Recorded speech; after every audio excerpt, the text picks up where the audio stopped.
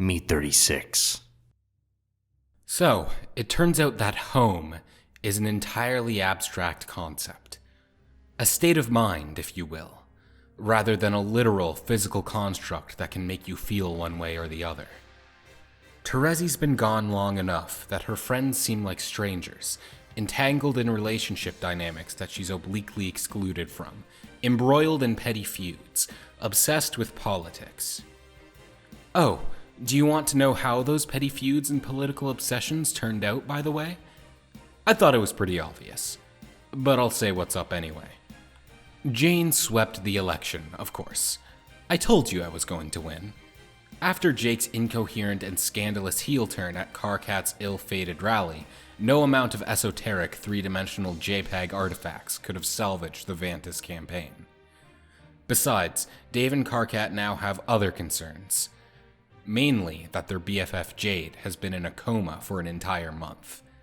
They've been in and out of the hospital handling her affairs. Her next of kin is listed as John Egbert, and no one's seen him in ages. It's like he just disappeared suddenly.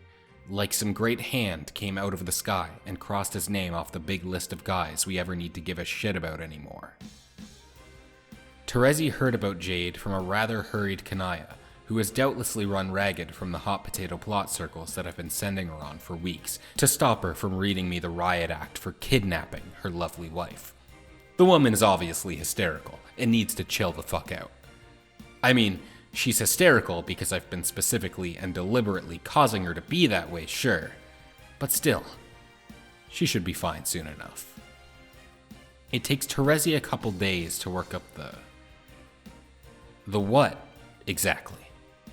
What is she supposed to be feeling right now? I'm not sure myself. Maybe I should take a minute to think about the thing you're supposed to feel when someone goes through whatever the hell it was she just went through. If I come up with any ideas, I could easily do her the favor of helping her feel it. Whatever it is she's supposed to feel, what she actually feels is empty, colorless, dried up, as she walks beneath a holographic billboard displaying Jane's glorious victory speech. The ceremony accompanying the speech is patently absurd, stuffed with so much pomp and circumstance that Terezi's nose can't make sense of what she's supposed to be looking at. It's all just light and color, signifying nothing. Her internal smelloscope is so discombobulated from the onslaught of pastry-themed floats and Jane's tearful soliloquy on the legacy of responsibility she is about to inherit that she mistakes the familiar figure standing in front of the hospital for someone else entirely. Hey, cool kid. How's Jade doing? Roxy turns around and blinks in confusion. Terezi blinks back. Kanaya had warned her that Roxy had been going through some changes, but this still takes her by surprise. So in her defense, this was an honest mistake to make. Dave gets half of his genetics from Roxy after all, and since her big heart-to-heart about the personal politics of queer onion metaphors and 10 stages of galaxy braining through the many vicissitudes of the phrase no homo, Roxy has decided to really step up her gender experimentation. I guess at this point she's gone beyond stage 10, which I imagine is somewhat like reaching Super Saiyan 2 of gender, and then going even further beyond. She's got the trademarked shades now, and sports one of those sweep-over hipster cuts Dave loves so much. Nothing ambiguous about this presentation, although if I'm being totally real, it's a bit derivative. Anyway, I can't complain too much about her decision to crib the Strider style, since, you know, she's family. Besides, I'm T-minus 10 hours from fucking off this gay earth forever. It's her life, her gender, her style. She can be whatever the fuck she wants. Roxy's whole face lights up when she sees Terezi. OMG, Terezi. I didn't know you were back. What up? Oh, Roxy. Hi. I thought you were Dave. Oh, Lamau. That makes sense. I thought for a minute you were appreciating my rad new look. But I know I got a ways to go before I dethrone the original cool kid. No, you're very cool.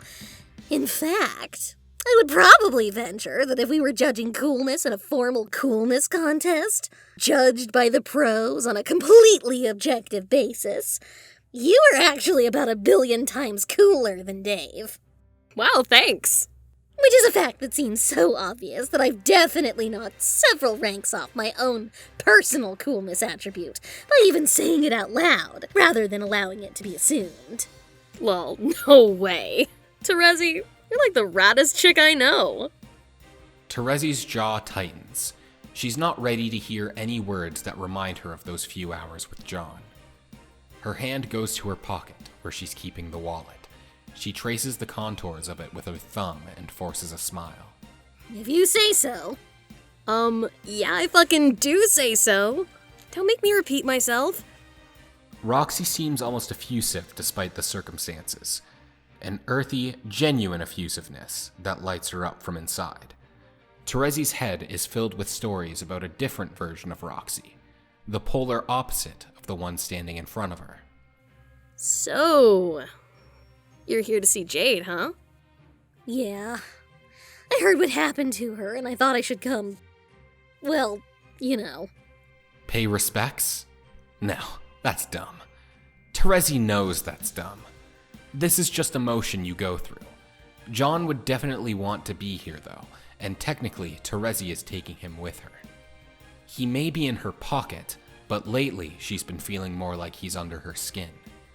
She hasn't told anyone what happened, but at least she knows she can look at him whenever she wants.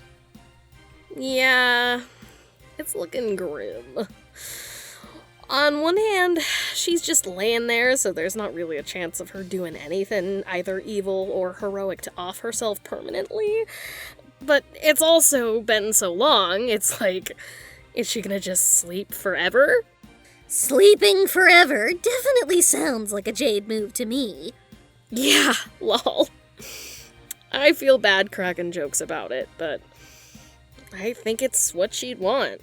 Us having hope and all. Yes. Where's Calliope? You two are still together, right? Oh, God. Back when Jade first got all effed up, Callie saw something and it made them freak out. It took me weeks to convince them that it was safe to come home. But now we got the opposite problem and they aren't leaving the house at all. They stay home all day with the blinds drawn, painting some weird-ass shit on the walls. What? It's not as bad as it sounds, I promise. Some of it is, like, weird and violent. Like, lots of nasty purple blood and, nudity. Huh? Yeah, yikes. But most of it is just cute stuff, like various combos of all of us being happy and getting married and shit. Anyway, that's kept Callie kind of busy. So, it was hard as hell to convince them to let me come see Jade at all. It's like they're traumatized. And they think I'll drag whatever possessed Jade back into our home with me. Does Callie know what happened to Jade then? Maybe? IDK. I'm not gonna push them. Callie's got all kind of hang-ups about their existence and purpose and potential lack thereof. When they're ready to talk about it, I want them to be able to talk about it, you know? Yes, it does sound like pushing them when they're vulnerable will just backfire. Terezi startles a bit when her phone buzzes. Who would even be messaging her now when the only person she ever talked to is currently dead in her other pocket? She's intrigued, but she thinks better of worrying about it. It'd be rude to look at her phone while she's in the middle of a conversation. Oh, that reminds me. Have you seen John lately? Terezi's heart skips a beat. It's almost as if Roxy is the one reading her mind. Why do you ask? No one else has asked yet. Roxy gives a shrug. A conflicted look crosses her face, but I can't see past it. With the dead cherub out of the picture, the aura of void surrounding Roxy, once again, is impenetrable. Those baller shades aren't exactly improving my odds of reading her either. I'll say again what I've always felt about her, on some level. Some riddles were never meant to be solved. He went back to the medium a while ago, right? I thought maybe you and he crossed paths. Terezi does not flinch. Her pleasant expression does not falter. She's good at the appearance of confidence, even when racked with indecision and grief. No, I haven't seen him. Oh, damn. That's too bad. Callie and I have been worried.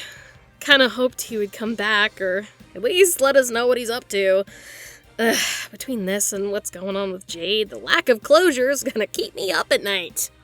I'm sorry. I wish I knew what to tell you. Hey, it's fine. You can't fix everyone's problems. I know.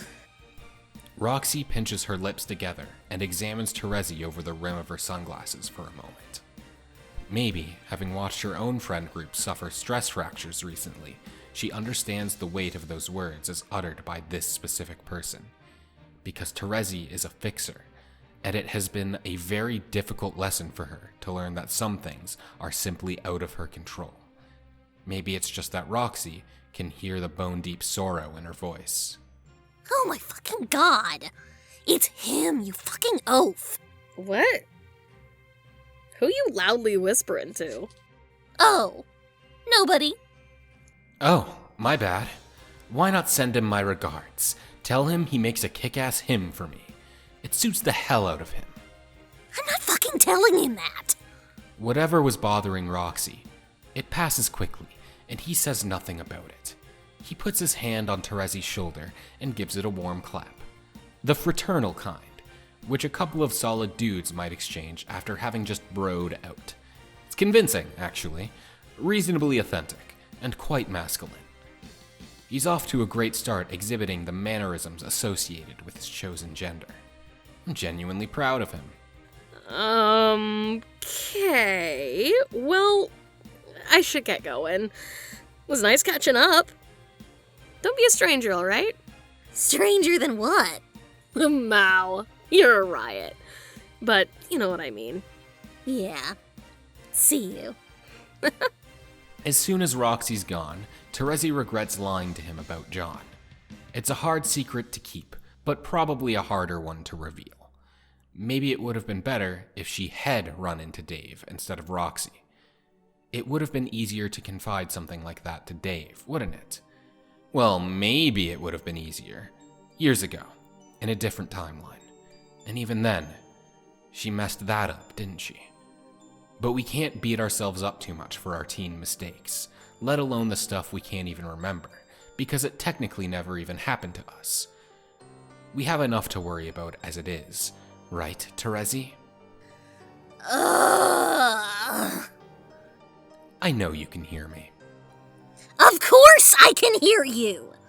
You've been broadcasting your nonsense at me non-stop since John zapped us back. I know that every member of your family, except the one I just had a pleasantly brief conversation with, is genetically incapable of shutting up, but can't you just let me be depressed in peace? I feel depressed all the time, but I can't remember ever having the luxury of feeling peaceful about it. Why should it be different for anyone else? What do you want? Come on, Terezi. You don't belong here. You know you don't belong here. And what the hell do you know about where I belong? What do you know about what I know? Have we even had a single sustained conversation that lasted more than 10 minutes? To be honest, I'm not sure if we've ever exchanged any words at all. But why should that matter? Here we both are. It's a beautiful day, you've got your dead boyfriend in your wallet, and we've already managed to strike such a nice metatextual rapport. So hear me out. I know that you've always felt out of step here on Earthsea. I know that you could easily put on a brilliant act that would fool everyone. You could potentially do that for the rest of your life. But it will eat into you, hollow you out like a parasite, because you'll always refuse to allow yourself to be understood. You know you'll never be happy here, and neither will I, because this place isn't for people like us. Dirk, I have no idea what you're talking about. You'll see if you come with us. Hey, here's an idea. Why don't you bring him with you? Him? Yeah, You saved his body for a reason, right? Maybe it doesn't even have to be the end for him. Endings are kind of overrated anyway.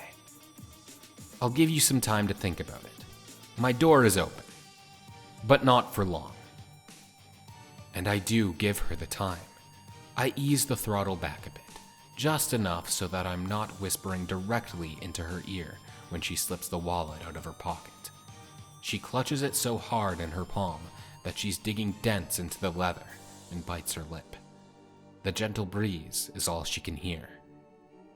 It's louder than my voice, and in some understated way, makes my case for me more persuasively. She knows I'm right.